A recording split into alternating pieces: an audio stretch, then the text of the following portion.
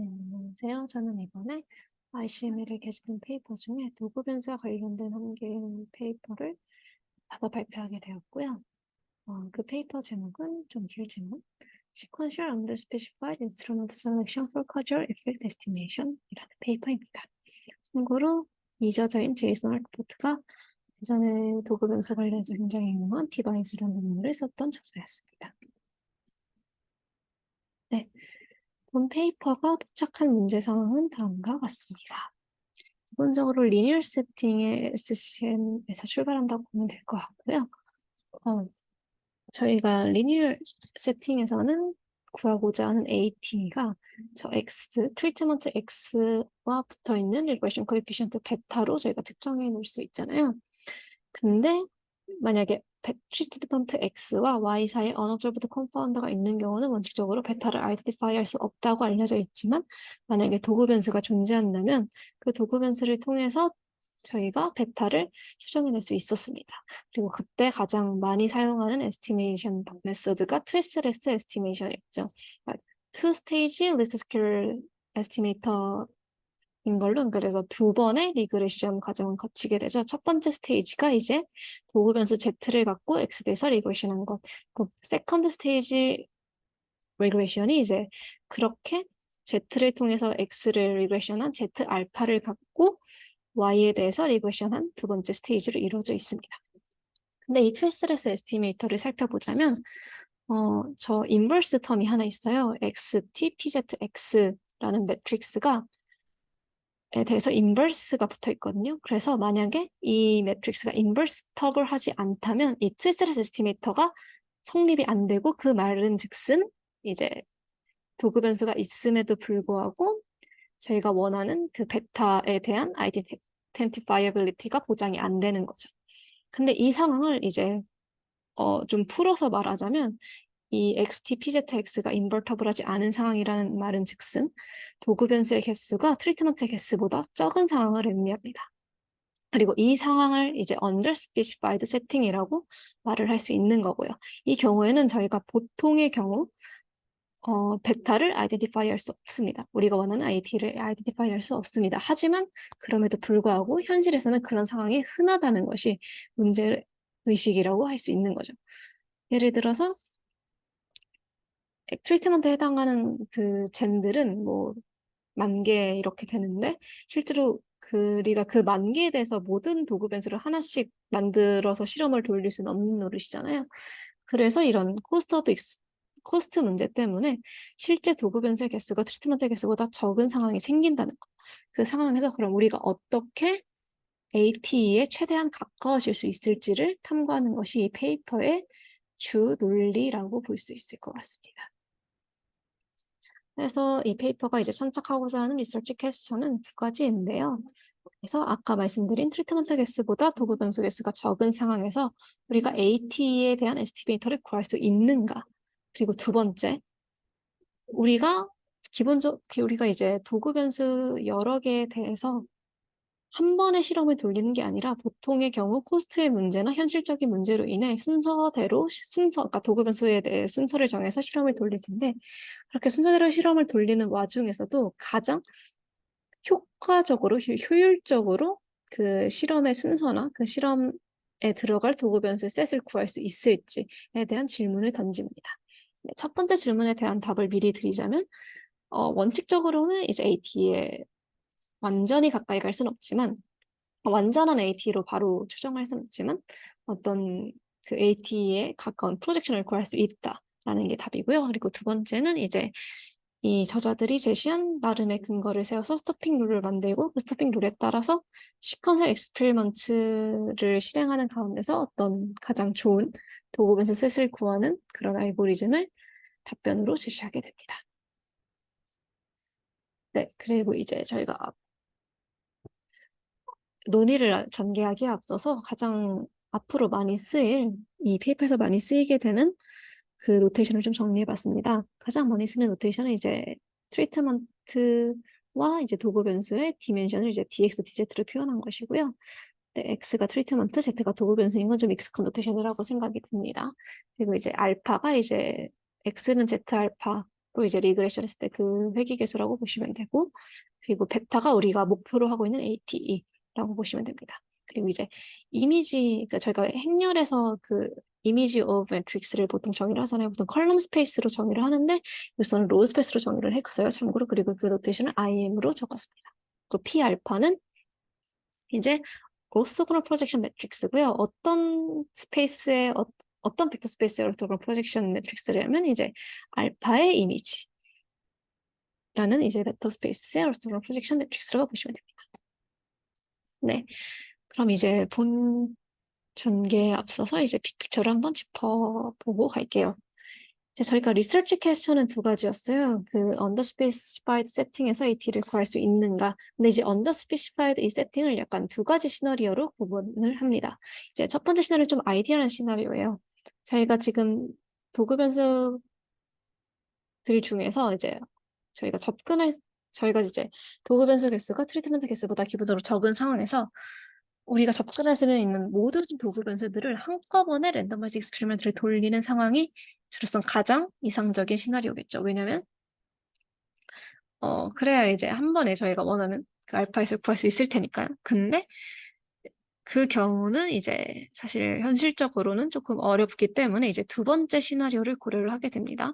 첫 번째 시나리오처럼 도구 변수들 모두에 대해서 한꺼번에 실험을 돌리는 게 아니라 도구 변수들을 순차적으로 하나씩 접근하는 방식으로 이제 순차적으로 실험을 돌릴 때 이렇게 두 가지 세팅을 비교해서 첫 번째 리서치 퀘스천인 그 언더 스페시파이드 세팅에 대한 답들을 구해 나가게 됩니다. 네. 네, 그래서 첫 번째 시나리오부터 한번 살펴보도록 하겠습니다. 첫 번째 시나리오를 살펴보기에 앞서 이제 기본적으로 두 시나리오에 모두 통용되는 가정들을 살펴볼게요. 이제 앞서 말씀드렸듯이 리니어 세팅이고요. 도구 변수의 개수가 트리트먼트 개수보다 작고, 즉 DZ가 TX보다 작은 상황이고, 그리고 이제 각 도구 변수들끼리는 서로 독립이라는 가정이 숨어 있습니다. 그리고 이제 첫 번째 시나리오에만 적용되는 이제 가정은 모든 도구 변수들이 이제 한꺼번에 랜더마이즈드 익스페리먼트를 할 수 있다는 것이죠. 그래서 이제 최종적으로 저희가 여기서 리서치 퀘스천에 대한 답을 미리 스포를 하자면 저희가 원하는 그 베타에 바로 가지는 못하고 그 베타 벡터를 이제 이미지 오브 알파의 프로젝션 알파 베타에는 구할 수 있다가 저희가 시나리오 1에서 얻을 수 있는 결론입니다. 즉 저희가 이제 트레이스레스 에스티메이터에서 아까 인버스 부분에 그냥 인버스를 넣지 않고 이 플러스 기호를 써서, 즉 이건 이제 그냥 인버스가 아니라 무어 펜러즈 수도 인버스라는 건데요. 이 인버스를 사용하면은 이제 인버터블하지 않은 매트릭스에 대해서도 수도 인버스를 정의할 수가 있습니다. 그래서 인버스 부분을 이제 무어 펜러즈 수도 인버스로 바꾸면 인버터블하지 않은 그 언더스페시파이드 세팅에서도 이제 수도 인버스를 정해서 끼워 넣을 수가 있고, 이렇게 해서 트레이스레스 에스티메이터를 이제 재구축을 시킨 거죠. 일종의 수도 인버스로. 그렇게 재구축을 시켰더니 그 결과가 우리가 원하는 베타로 바로 가지는 않지만 이미지 알파, 그러니까 이미지 오브 알파에 속하는 베타와 가장 가까운 벡터로 같다는 것을 증명을 한 것이 이제 시나리오 1에 대한 솔루션의 어떤 의의라고 할 수 있을 것 같습니다. 즉 이제 저희가 베타햇을 바로 구하지 못하지만 어떤 이미지 알파에 속한 그 베타와 가장 가까운 벡터를 구한다 라고 볼 수 있을 것 같고요. 그리고 이 추정치 자체가 어신토티컬리 너멀하다는 것도 증명을 해 놓았습니다. 여기에 대한 인사이트를 조금 살펴보자면 이제 기본적으로 이제 첫 번째 스테이지에서 저희가 이미지 알파에 이제 첫 번째 프레딕션인 그 X 햇이 놓여지게 되고, 그리고 그 X 햇에 속한 스페이스인 이미지 알파를 이제 Y의 스페이스로 이제 매핑하는 두 번째 스테이지에서 저희가 어떻게 보면은 그 이미지 알파 속에 있는 벡터들 중에서 우리가 원하는 베타와 가까운 벡터를 찾는 그런 문제 상황으로 바뀌었다라는 것을 볼 수 있을 겁니다. 네, 이제 두 번째 시나리오로 넘어가 볼게요. 첫 번째 시나리오에서 우리가 얻을 수 있었던 인사이트는 이제 인버스 부분을 단순히 수도 인버스로만 바꿈으로 해서 저희가 베타로는 가지 못하지만 이미지 알파 속에 속한 가장 베타와 가까운 orthogonal 프로젝션을 시킨 베타에 대해서 이미지 알파에 orthogonal 프로젝션 시킨 어떤 그 프로젝션 알파 베타를 찾을 수 있다는 거에 대한 에스티메이터를 찾을 수 있다는 거였는데요. 이 경우는 아이디어를 한 상황이었어요. 그러니까 모든 도구 변수에 대해서 벡터 단위로 실험을 돌릴 수 있는 상황이었고, 근데 저희가 벡터 단위로 실험을 못 돌리잖아요. 실제로는 예를 들어 Z가 뭐 100개 정도 되면은 그 Z 벡터를 이제 랜덤하게 뽑아내면 뭐 1, 0, 0, 0, 1, 1, 0, 0, 0 이런 식으로 수많은 경우가 나올 텐데 이런 식으로 실험을 진행하기엔 코스트가 굉장히 클 거예요. 그래서 그렇게 하기보다는 코스트를 조금 줄이는 방식으로 보통은 예를 들면 100명의 사람들에 대해서 첫 번째 도구 변수격인 어떤 안티바이오틱 1을 실험을 돌리고 그 다음에 좀 시간이 지난 다음에 두 번째 안티바이오틱 도구 변수에 대해서 똑같은 사람들에서 실험을 돌리고 이런 식으로 보통은 실험을 순차적으로 진행할 거란 말이에요. 한꺼번에 그 모든 안티바이오틱에 대한 실험을 진행하는 것이 아니라 그래서 그 첫 번째 시나리오에서 저희가 얻었던 P알파, 베타, 햇을 이렇게 순차적으로 실험을 돌리게 되는 시나리오 2에서 또 똑같이 그 P알파, 베타, 햇을 구할 수 있느냐가 이제 첫 서브 퀘스천이 될 거예요. 이 두 번째 시나리오에. 그러니까 이 각각의 실험에서 알파 햇이 하나씩 나오게 돼요. 이제 시나리오 2에서는. 근데 이 시나리오 1에서는 알파가 하나만 나와서 그 알파 하나 갖고 P알파 햇 베타를 구할 수 있었는데 이번에는 여러 알파가 실험마다 각각 나올 거란 말이에요. 이렇게 각각 나오는 알파 햇들을 갖고 첫 번째 시나리오에서 나오는 그 P알파 베타 햇과 거의 동일한 에스티메이터를 구할 수 있느냐가 이제 퀘스천이 되는 거죠. 이제 결론은 구할 수 있다입니다. 그래서 이제 이 이미지를 보시면은 이제 어, 파란색에 가까운 보라색 평면이 이제 첫 번째 실험에서 구한 알파 1에 대한 이미지 알파. 그리고 이 분홍색에 가까운 보라색 평면이 두 번째 실험에서 구한 알파 2에 대한 이미지 알파라고 해봅시다. 그러니까 기본적으로 도구 변수가 두 개인 상황이겠죠, 여기서는. 그래서 이미지 알파 1과 이미지 알파 2를 이렇게 두 개, 실제로는 이제 이렇게 이미지 알파가 이런 평면이었는데 지금은 이미지 알파가 이렇게 두 개로 나온 거죠. 순차적으로 실험을 돌렸기 때문에. 이런 상황에서도 저희가 넘 오브젝티브를 통해서 P알파 베타를 구할 수 있다라는 얘기를 하게 되고요.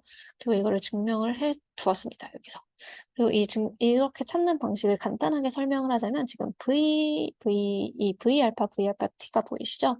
이 V 같은 경우는 이제 SVD, 그러니까 특이값 분해에서 나온 V이고요. 이 V들을 각 실험마다, 그러니까 각 실험마다 나온 그 V들을 통해서 저희가 시나리오 1에서 구했던 P알파, 베타, 햇을 거의 똑같이 복구할 수 있다는 것이 이 프로포지션 2에 해당하는 의의라고 할 수 있습니다. 자, 그러면 이제 저희가 순차적으로 실험을 돌리면서 P알파, 베타를 업그레이드 시켜 나갈 거예요. 그러니까 지금 첫 번째 실험에서 P알파, 베타를 한번 만들어내고 이제 두 번째 실험에서 두 개의 실험을 합쳐서 그 두 개의 도구 변수를 합쳤을 때 나왔던 P알파, 베타를 이렇게 복구시켜 나가잖아요. 그래서 실험을 할 때마다 P알파, 베타가 업데이트가 될 겁니다. 그 업데이트된 P알파, 베타가 가장 우리가 원하는 시나리오는 그렇게 업데이트된 P알파, 베타가 실제 베타랑 동일한 상황일 거예요. 왜냐면 우리의 목표는 AT인 베타지 그 베타의 P알파 베타는 아닐 거란 말이에요. 근데 지금 현실적으로 우리가 구할 수 있는 건 P알파 베타라는 것이 밝혀졌고 그렇다면 우리가 그렇게 구한 P알파 베타 에스티메이터가 실제 베타랑 가까워지는 상황을 언제 우리가 알 수 있냐는 게 이제 주 포인트가 되겠죠.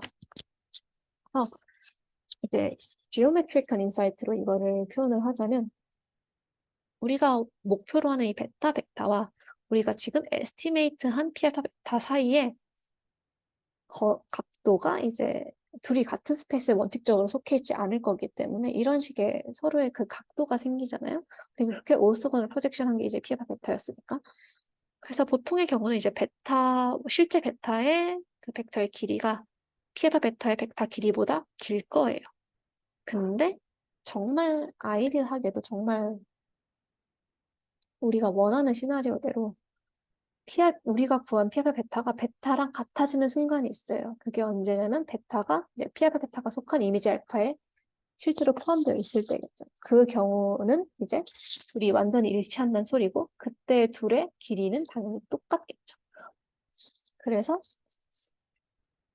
만약에 우리가 베타의 길이를 구할 수 있다면 그 베타의 길이, 그러니까 이게 노무이죠. 즉, 베타의 길이와 피알파 베타의 길이를 서로 비교해서 그 둘의 차이가 일정 트레스홀드 엡실론 이하가 되면은 우리가 대충 피알파 베타를 구하긴 했는데 그게 베타랑 별로 다를 바가 없어. 그러니까 우리가 원하는 거랑 다를 바가 없어라는 결론을 내릴 수 있다는 거죠.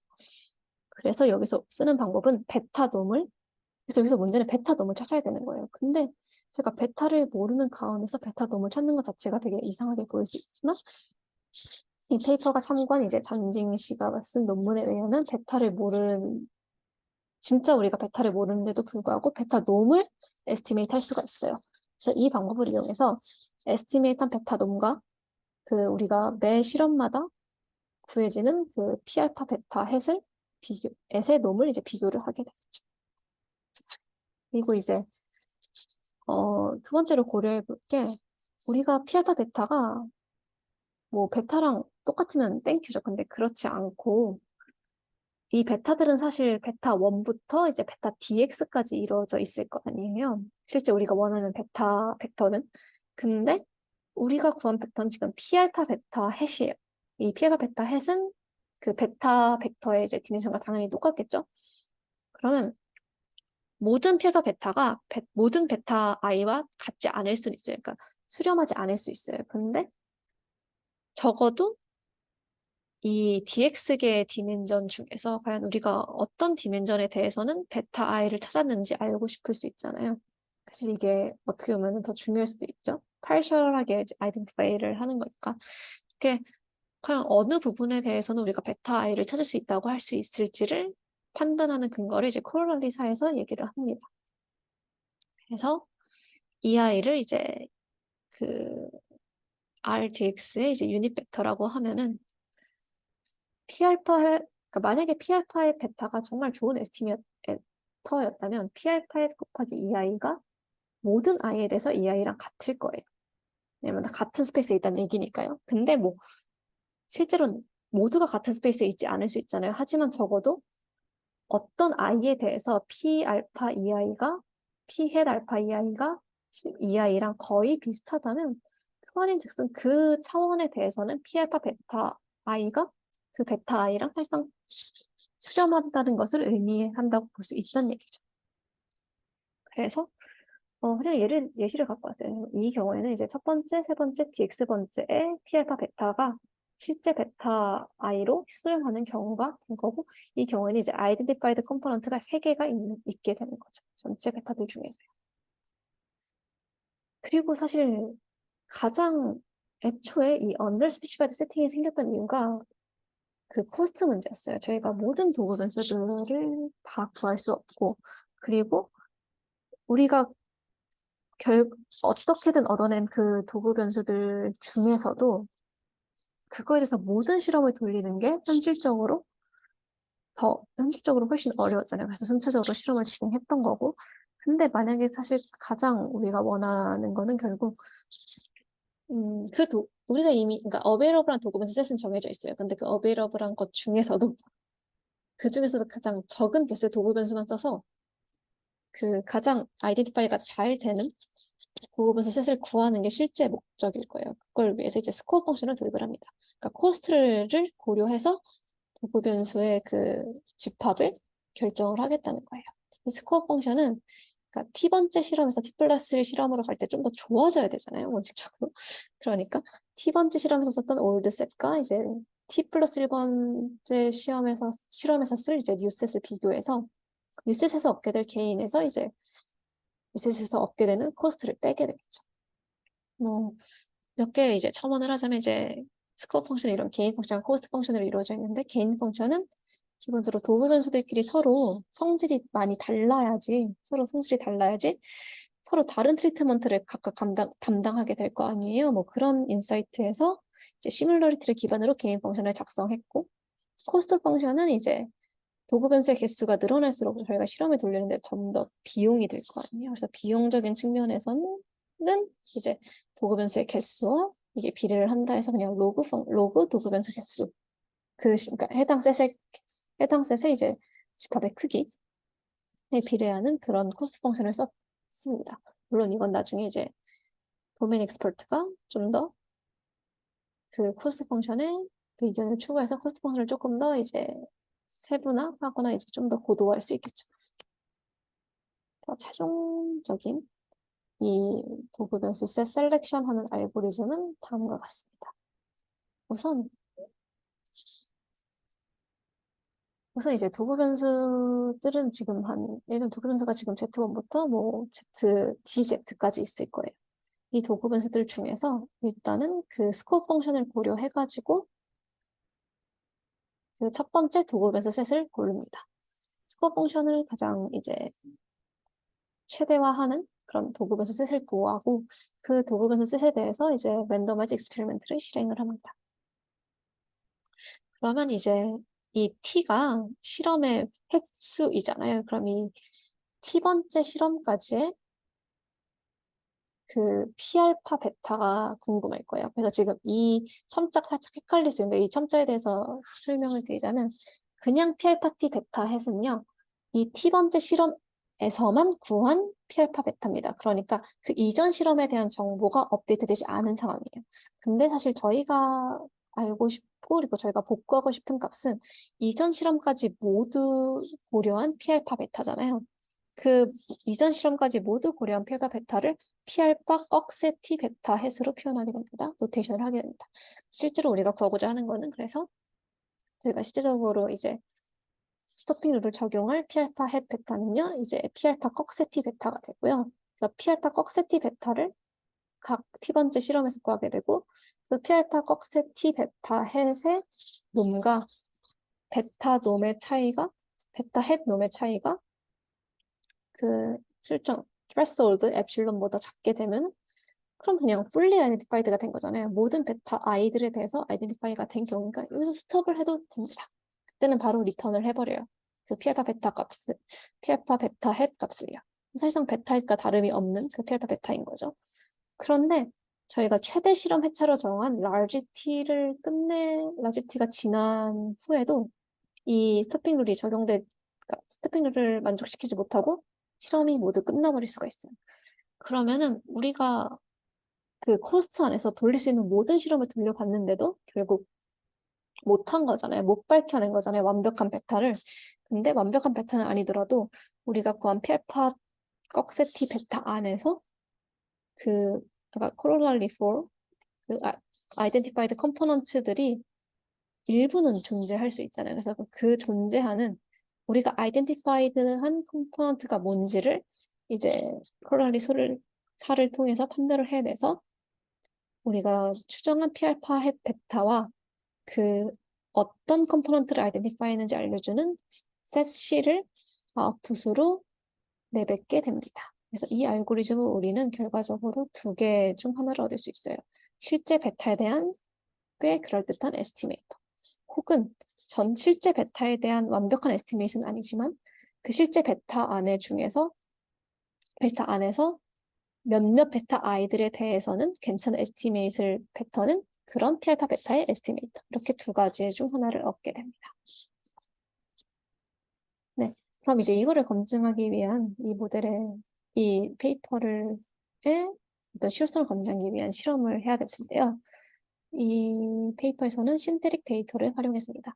그리고 이 신테릭 데이터를 세팅하는 과정에서 베타를 이미지 알파에 애초에 속하는, 즉 P알파 베타가 애초에 베타랑 같은 경우를 상정을 했어요.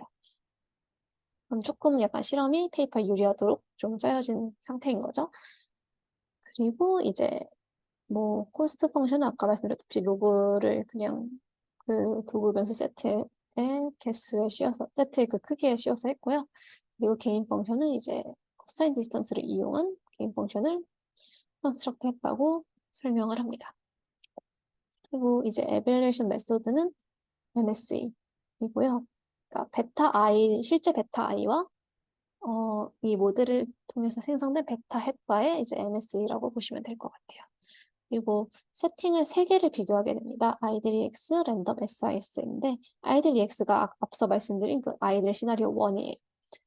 저희가 available한 도구 변수들을 모두 한꺼번에 랜더마이즈를 시킨 경우 그리고 이제 SIS와 랜덤 같은 경우가 이제 시퀀셜 익스페리먼트를 진행하는 경우인데 이 둘의 차이는 이제 랜덤은 그 각 t번째 실험에서 이렇게 스코어 펑션을 이용해서 IT를 구하는 게 아니라 그냥 랜덤하게 이 도구 변수 셋을 여기서 정하는 거예요.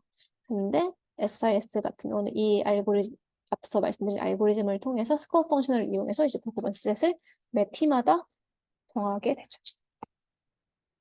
그래서 최종적으로 이제 실험을 돌린 결과를 보면 뭐 당연하겠지만 매 T10번째 실험마다 랜덤하게 도구 변수 셋을 정하는 것보다 스코어 펑션을 이용해서 정했을 때 훨씬 기록이 좋습니다. 이제 이 베타 햇 부분, 이 첫 번째 위에 부분을 보시면요. 이 점선이 그 베타 햇이거든요. 베타 햇에 이 SIS와 아이들 EX는 모두 근접해 있어요. 그리고 그거 심지어 이제 베리언스도 적죠. 근데 이제 이 랜덤 세팅 같은 경우는 이제 박스프로이 굉장히 길잖아요. 근데 그러니까 기본적으로 이제 베리언스가 큰 에스티메이터를 애초에 만들어낸 거고 그렇게 잘 맞추지도 못했어요. 그러니까 즉 안 좋다는 얘기라고 보시면 될 것 같습니다. 그래서 결과적으로 본인들이 구성해낸 알고리즘이 이 아이들 EX는 코스트가 많이 들잖아요. 코스트를 좀 더 적게 들이고도 SIC 시퀀셜 셀렉션 알고리즘이 좋다라는 얘기를 한다고 볼 수 있겠죠. 네, 마지막으로 이제 표를 좀 정리하는 시간을 가질게요. 이제 시나리오 1을 정리하자면 그 스웨스레스 에스티메이터에 있던 인버스 부분을 모어 펜노즈 수도 인버스로 바꿈으로써 저희가 베타로 바로 가지는 못하지만 어떤 이미지 알파에 그 베타 벡터를 프로젝션 시킨 P알파 베타에 대한 컨시스턴트하고 어심프티컬리한 노멀한 에스티메이터를 구축할 수 있다. 라는 얘기를 했고요.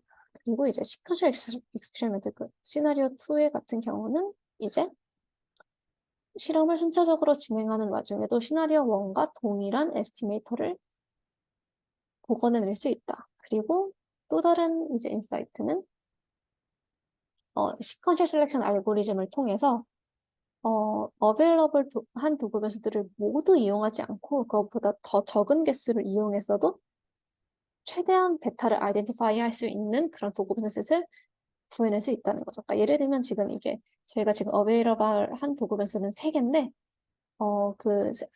아까 앞선 그 알고리즘을 돌리고 나면은 베타를 가장 맥시멀리 아이덴티파이 할 수 있는 도구 변수 에셋을 3개보다 적은 걸 개수로도 구해낼 수 있다는 거죠. 물론 그걸 언제나 그렇진 않겠지만 그런 경우도 만들어낼 수 있다라는 그런 인사이트가 일종의 이 페이퍼의 컨트리뷰션이 될 것 같고요.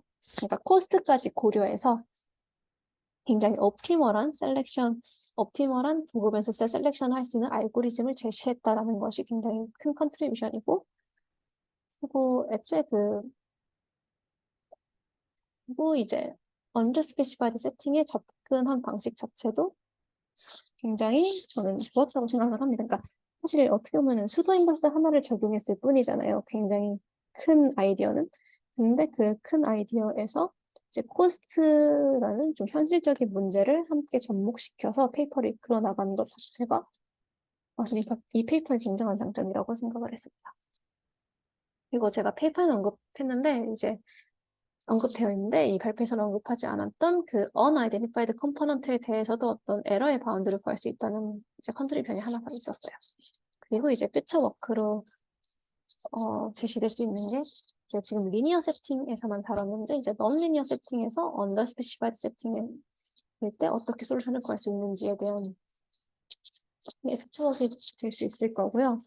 그리고 이제 사실 실험 세팅 자체가 굉장히 페이퍼에 친화적이잖아요. 그래서 이제 페이퍼 친화적이지 않고 조금 페이퍼에서 상정한 가정을 일부 깬 상황에서도 모델이 로버스트하게 작동하는지 그런 추가적인 실험이 저는 필요해 보입니다.